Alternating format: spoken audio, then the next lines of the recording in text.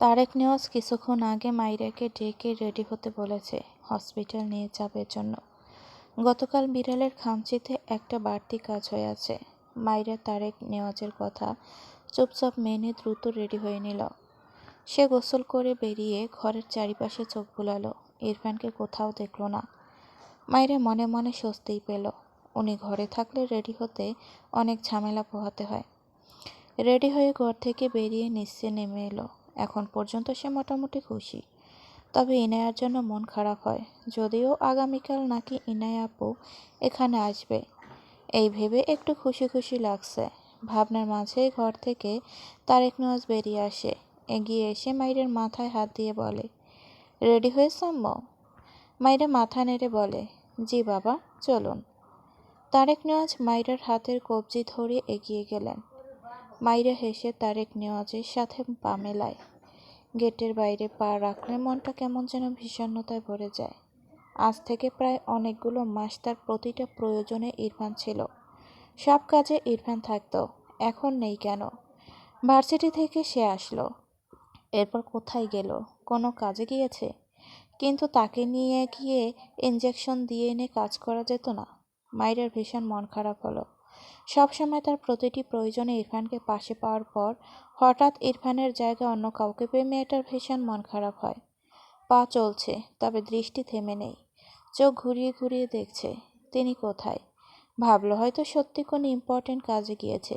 একদম মেন গেটের কাছে গিয়ে কি মনে করে যেন পিছে ফিরে ইরফানের বেলকনির দিকে তাকায়।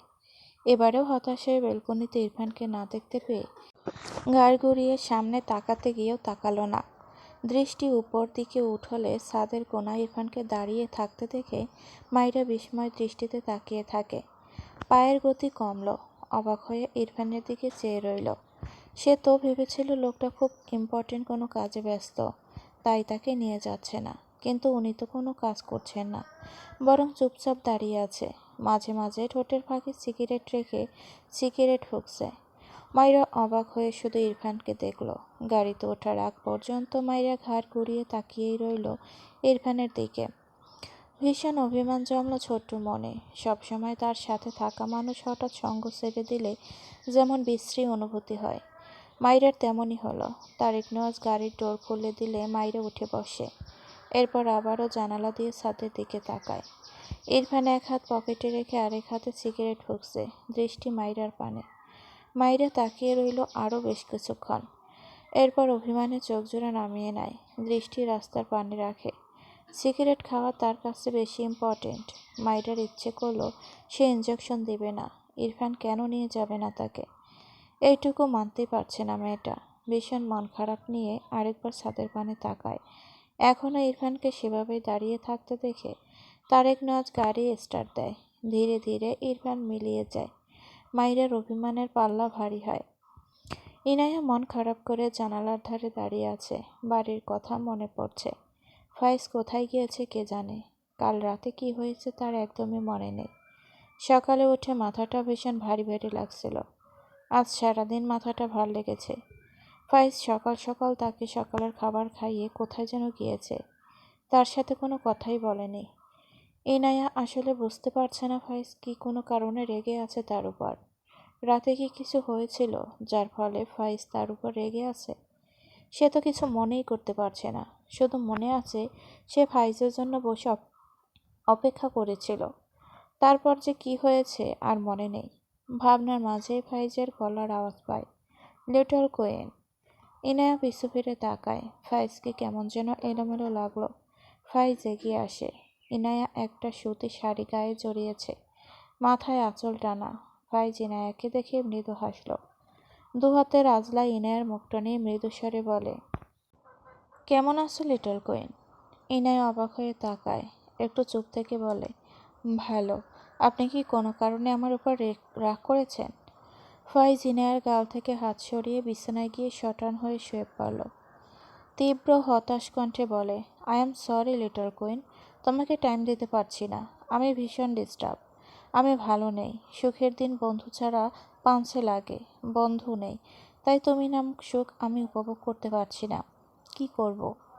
ইনায়া অবাক হলো ফাইজের কথা শুনে। এগিয়ে গিয়ে বলে, কি হয়েছে আপনার বন্ধুর সাথে? ফাইজ চট করে উঠে দাঁড়ালো। ইনায়ার মাথা থেকে শাড়ির আঁচলটা ফেলে দেয়। পিছনে হাত দিয়ে ইনায়ার চুলগুলো খুলে দেয়। নীরব চোখে ইনায়ার দিকে চেয়ে থাকে। ইনায়া লজ্জা পায়, চোখ নামিয়ে নেয়। ফাইজ মৃদু হেসে বলে, কিছু বলবো না, কিছুই করব না। আপাতত সব তুলে রাখছি লিটল কুইন। তুমি আমাকে একটা ইম্পর্টেন্ট পরামর্শ দাও তো, বন্ধুর অভিমান কিভাবে ভাঙানো যায়। ফাইজের প্রথম কথাটা শুনে ইনায়া লজ্জা পেল, শেষ কথাটা শুনে অবাক হয়ে তাকায় ফাইজের দিকে। প্রশ্ন করে, আপনার কোন বন্ধু অভিমান করেছে আপনার উপর? ফাইজ মন খারাপ করে বলে, শুধু। ইনায়ার বিস্ময়ের মাত্রা বেড়ে পাহাড় চূড়ায় পৌঁছানোর মতো হলো। অতঃপর অবাক হয়ে বলে, আপনি মিথ্যে বলছেন, শুদ্ধ ভাই এমন ধরনের মানুষ নয়। ফাইজ হতাশার নিঃশ্বাস ফেলে বলে, বিলিভ করছো না কেন? তোমার ভাই অতটাও সাধু না। কিন্তু শুদ্ধ ভাই রাগ অভিমান করে থাকতে পারে না। সে ওই ধরনের মানুষই নয়। আপনি তাকে চেনেন না। ফাইজ ভুরুকুচকে বলে, আমার লিটল কুইন তো দেখি ভীষণ বোকা। শুদ্ধকে আমার চেয়ে তুমি বেশি চেনো। শুদ্ধ এমনই, বুঝলে। ভার্সিটি লাইফে এরকম অনেক ঘটনা ওর সাথে আমার আছে। মাঝে অনেক দিন ঠিকঠাকই ছিল, আবার আমি অনেক দিন পর রেগে ভুলভাল বলেছি।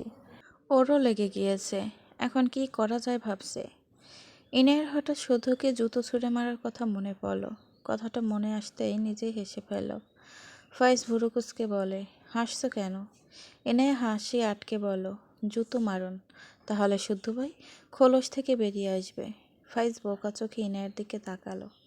শুদ্ধর হওয়া তার বউয়ের মাঝেও একটু একটু আছে মনে হচ্ছে। ফাইজ কিছুই বলল না। তার ভালো লাগছে না।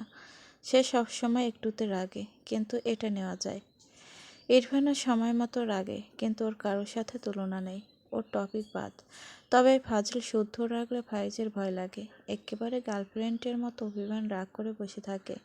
সেও বয়ফ্রেন্ডের মতো বসে বসে শোক পালন করে। কি জীবন তার! আসলেই এরা সব ব্রিটিশ।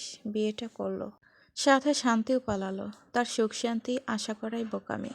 শুধু তাকে জ্বালিয়েই মারবে। ঠিক থাকলে তার কাছে বাগড়া দিবে হাসতে হাসতে। ঝামেলা বাঁধলে তার থেকে মুখ ফিরিয়ে তাকে অসুস্থ বানাবে। ফাটা কপাল তো তার। হসপিটাল থেকে বাড়ি ফিরল মাইরা। তারেক নেওয়াজ তাকে নামিয়ে দিয়ে অফিসের উদ্দেশ্যে রওনা দিয়েছে। মাইরা বাড়িতে প্রবেশ করল। আজ নতুন যে দুটো কাজের মেয়ে এসেছে, তাদের মাঝে একজন এসে দরজা খুলে দেয়। মাইরা টুকটাক কথা বলে সিঁড়ি বেয়ে উপরে উঠে ইরফানের ঘরে যায়। দুঃখের ব্যাপার, ঘরের কোথাও ইরফান নেই। মাইরার ভীষণ মন খারাপ। মেয়েটা দ্রুত চেঞ্জ করে নিল, এরপর হাত মুখ ধুয়ে নামাজ পড়ে নেয়। এখনও ইরফানকে ঘরে না দেখতে পেয়ে মাইরা ছোট ছোট পায়ে ছাদের দিকে যায়। যাওয়ার সময় ইরফানকে তো ছাদে দেখল, যদি সেখানে থাকে। কিন্তু সে বরাবরই হতাশ, নেই ইরফান। মেয়েটার এত মন খারাপ হলো, কোথায় লোকটা? সব কিছু কেন যেন বিরক্ত লাগলো। ছাদের কোনায় গিয়ে দাঁড়ালো। বেশ অনেকক্ষণ দাঁড়িয়ে রইল সেখানে। সে জানে না সে ইরফানকে কেন খুঁজছে, কিন্তু সে খুঁজছে। তাকে ডক্টরের কাছে না নিয়ে গিয়ে বাসায় বসেছিল, এটাই মাইরা মেনে নিতে পারছে না। মেনে নিতে পারছে না বলে আবার নিজের উপরও রাগ লাগছে। এই লোক যা ইচ্ছে তাই করুক, তার কি? সন্ধ্যার পরপর ইরফানদের বাড়িতে শুদ্ধ এসে হাজির হয়। তার মাকে নিতে এসেছে। ত্রিনা বেগম সামিয়াকে রেডি হতে বললেন, সাথে মাইরাকেও রেডি হতে বললেন।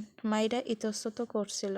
শুদ্ধর বাড়িতে সে কখনো যায়নি। ত্রিনা বেগম বুঝিয়ে তারা আবার আগামীকালকেই চলে আসবে। তারপর ত্রিনা বেগম আবারও যাবে শুদ্ধর বার, কিন্তু মাইরাকে এখানেই রেখে যাবে। একদিনের জন্য মাইরা তার সাথে গিয়ে থাকুক। মাইরার এমনিতে ভীষণ মন খারাপ। ইনাই আপুও নেই, সাথে ইরফানের জন্য মন খারাপ লাগছে ভীষণ, তাই রাজি হলো।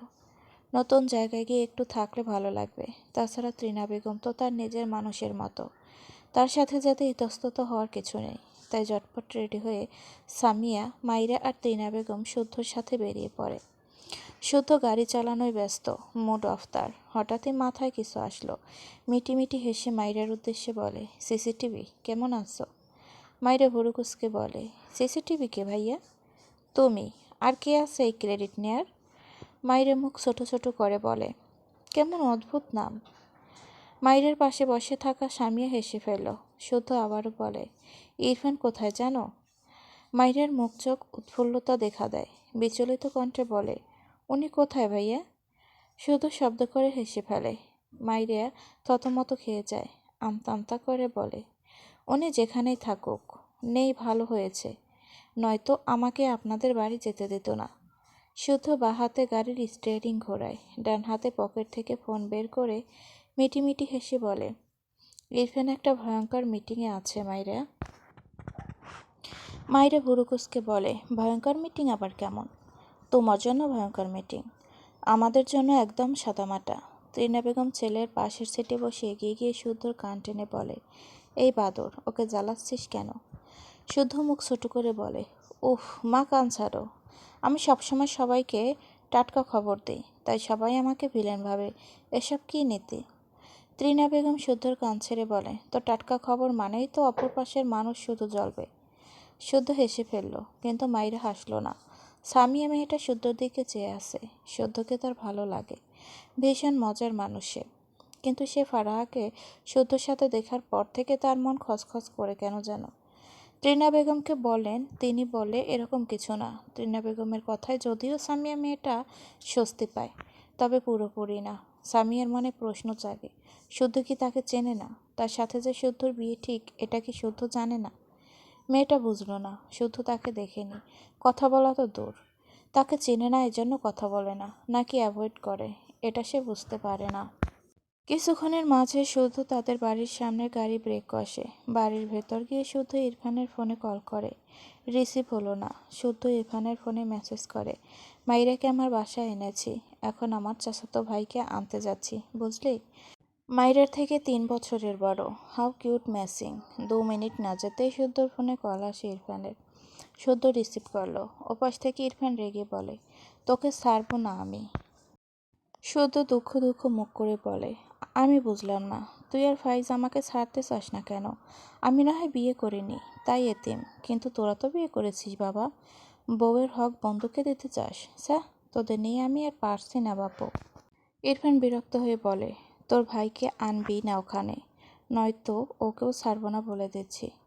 শুধু হতাশ কণ্ঠে বলে, আরে ভাই, আমি সুন্দর বলে আমার চাচাতো ভাইও সুন্দর, এসব ভাবনা ছেড়ে ফেল, তোদের শুধু ধরার ধান্দা। ইরফান রেগে বলে, ওকে কেন নিয়ে গেলি বেয়াদব?